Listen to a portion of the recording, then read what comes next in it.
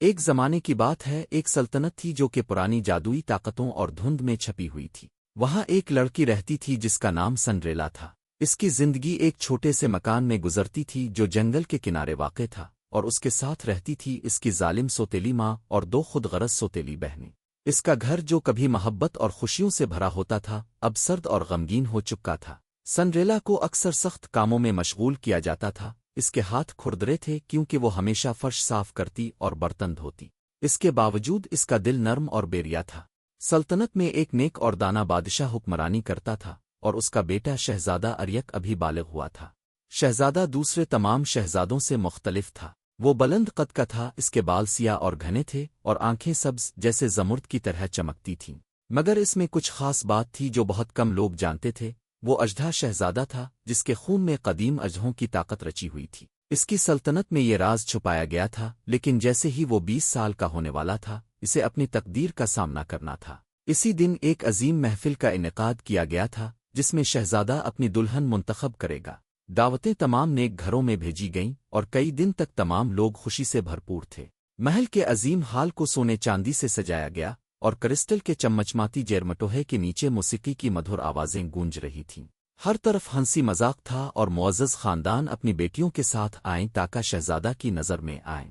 Cinderella کی سوتیلی بہنیں بے حد خوش تھیں۔ وہ صرف شہزادے کی دولت اور مقام کی طلب میں محفل میں جانا چاہتی تھیں۔ ان کا شہزادے سے کوئی اور مقصد نہیں تھا۔ سنڈریلا کی خواہش تھی کہ وہ محفل میں جا کر اس خوبصورت حال کو دیکھے جس کے بارے میں وہ ہمیشہ سنتی آئی تھی، لیکن اس کی سوتیلی ماں کبھی اسے وہاں جانے نہیں دیتی تھی اور ہمیشہ کہتی کہ اس کا کام چولہے کے پاس ہونا چاہیے۔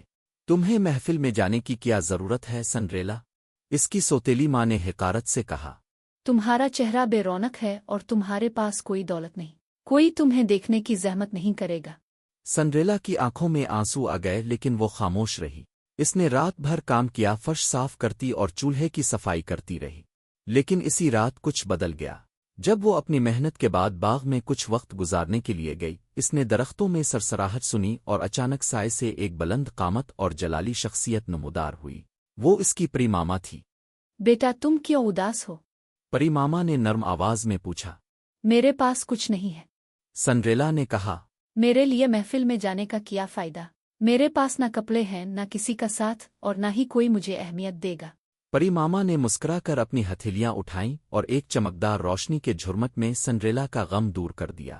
اس کا پھٹا ہوا لباس ایک چمکتے ہوئے نیلے اور چاندی کے رنگوں میں بدل گیا جو چاندنی کی مانند چمک رہا تھا۔ اس کے قدموں میں شیشے کے جوتے آ گئے اور اس کے سر پر ہیروں کا ایک تاج سجا۔ تمہارا دل پاک اور نرم ہے سنڈریلا۔ پری ماما نے کہا۔ یہ محفل تمہارے خوابوں کو حقیقت میں بدلنے کا موقع ہے، مگر یاد رکھنا جادو آدھی رات کے بعد ختم ہو جائے گا۔ جب گھڑی 12 بجے کی آواز دے سب کچھ اپنی پہلی حالت میں لوٹ آئے گا۔ سنڈریلا نے شکر گزار ہو کر پری ماما کا شکریہ ادا کیا اور فوراً محفل کی جانب روانہ ہوئی۔ اس کا دل خوشی سے بھر گیا۔ جب وہ محل پہنچی تو جیسے ہی اس نے حال میں قدم رکھا تمام نگاہیں اس پر مرکوز ہو گئیں۔ ایک لمحے کے لیے پورا کمرہ خاموش ہو گیا اور شہزادہ اریک جو پہلے ہی بہت ساری لڑکیوں سے اگتا چکا تھا نظر اٹھا کر اس کی طرف دیکھا۔ ان کی نظریں ملیں اور ایک لمحے کے لیے دنیا کا تمام شور بند ہو گیا۔ شہزادہ نے فوراً سمجھ لیا کہ یہ وہ لڑکی ہے جسے وہ تلاش کر رہا تھا۔ سنڈریلا کا دل تیز دھڑکنے لگا جب شہزادہ اس کی طرف بڑھا۔ تم بہت حسین ہو، شہزادہ نے کہا۔ اس کی آواز نرم اور دلکش تھی۔ سنڈریلا شرم سے سر جھکائے کچھ نہیں کہہ سکی، لیکن شہزادہ نے اس کا ہاتھ پکڑا اور اسے رقص کے لیے لے آیا۔ موسیقی کی مدھر دھن پر وہ دونوں رقص کرنے لگے اور ایسا محسوس ہو رہا تھا کہ پوری دنیا ان کے ارد گرد گھوم رہی ہے۔ لیکن جیسے ہی آدھی رات قریب آئی سنڈریلا نے اچانک گھڑی کی آواز سنی اور یاد آیا کہ جادو ختم ہونے والا ہے۔ اس کے دل میں خوف کا ایک جھٹکا لگا اور وہ فوراً شہزادے سے دور ہو کر دروازے کی طرف دوڑنے لگی۔ اس کے جوتے میں سے ایک شیشے کا کیچک کر گر گیا، مگر وہ جوتا واپس اٹھانے کی فرصت بھی نہ پا سکی اور محل سے باہر نکل گئی۔ شہزادہ حال میں اکیلا کھڑا تھا اور اس کے ہاتھ میں وہ شیشہ کا جوتا تھا جو اس لڑکی کا نشان تھا جس نے اس کا دل جیتا تھا۔ اس نے فیصلہ کیا کہ وہ اسے تلاش کرے گا۔ اگلے دن شہزادہ جوتے کے ساتھ ہر گھر میں گیا، لیکن کسی بھی لڑکی کے پاؤں میں وہ جوتا فٹ نہ آیا۔ پھر ایک دن وہ سنڈریلا کے گھر پہنچا۔ اس کی سوتیلی بہنوں نے جوتے کو اپنی پاؤں میں ڈالنے کی کوشش کی، لیکن یہ ان کے لیے بہت تنگ تھا۔ پھر شہزادہ نے سنڈریلا سے کہا کہ وہ جوتا پہنے، اور جیسے ہی سنڈریلا نے جوتا پہنا وہ بالکل فٹ آ گیا۔ یہ تم ہو؟ शहजादा ने हैरानी से कहा। मैं नहीं समझती थी कि आप मुझे याद रखेंगे।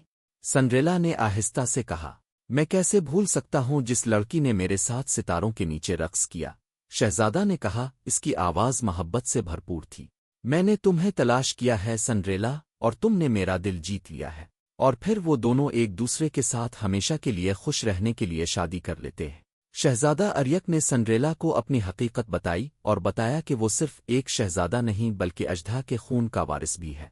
लेकिन सनरेला ने खौफ की बजाय इसे गिले लगा लिया। उन्होंने मिलकर सल्तनत पर हुक्मरानी की और उनकी मोहब्बत का किस्सा नस्लों तक सुनाया गया, और वो दोनों हमेशा खुश रहे।